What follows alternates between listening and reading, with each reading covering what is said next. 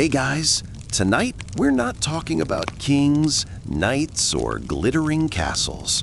We're going into the shadows, the alleyways, taverns, and brothels of the early ages.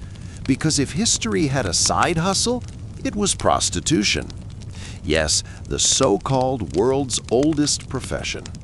And it's older than you think, older than coins, older than written law, older, honestly, than most of civilization's bright ideas. So grab a blanket, get cozy, because tonight's story is not a fairy tale, it's history's after hours.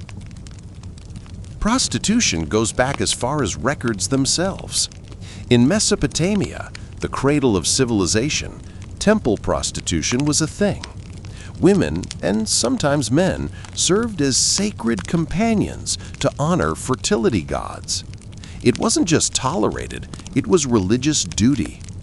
Imagine going to church and instead of confession, you got a completely different service. Fast forward to ancient Greece. Brothels weren't hidden, they were city landmarks. Solon, the famous lawmaker of Athens, is said to have invented the state-regulated brothel to keep men happy and, let's be honest, distracted. In Rome, it was even more organized. Prostitutes had to register with the state, pay taxes, and wear specific clothing so everyone knew their trade. Imagine having a government-issued license for selling sex. Rome thought of it long before modern debates. Now to the medieval world. Christianity had entered the chat, and the church didn't exactly approve. But here's the catch.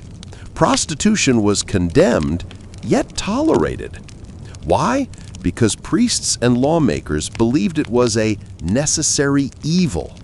They thought without prostitutes, society would be in chaos.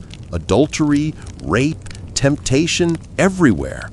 So brothels were often regulated by the state, sometimes even run by city councils. Yes, your taxes may have gone to keep a brothel open. For the women, though, it wasn't glamorous. Many were poor, widowed, or simply had no other way to survive. A widow could lose her land, a peasant girl might flee famine, and the brothel became her last option. But it came with risks. Prostitutes lived on the margins. They were mocked, excluded from respectable society, often blamed for disease. The Black Death?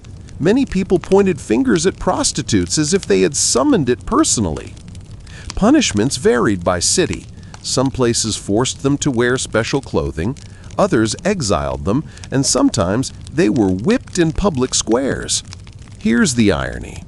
The same lords and priests who thundered against prostitution were often customers. Chronicles are filled with hypocritical scandals.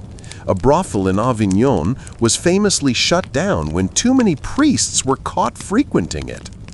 And in Florence, it was said almost every young man's first experience came from the same handful of brothels. Despite moral outrage, prostitution never disappeared. It shaped city life, from the red light districts of medieval London to the famous stews of Paris. And for many women, it was a way, sometimes the only way, to carve out independence in a world that gave them none. Some even rose to surprising influence, using their earnings to buy property, run taverns, or become powerful madames.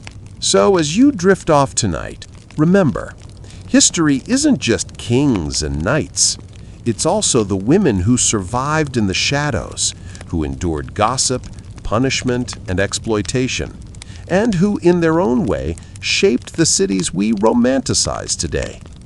The world's oldest profession is also one of the world's oldest survival stories.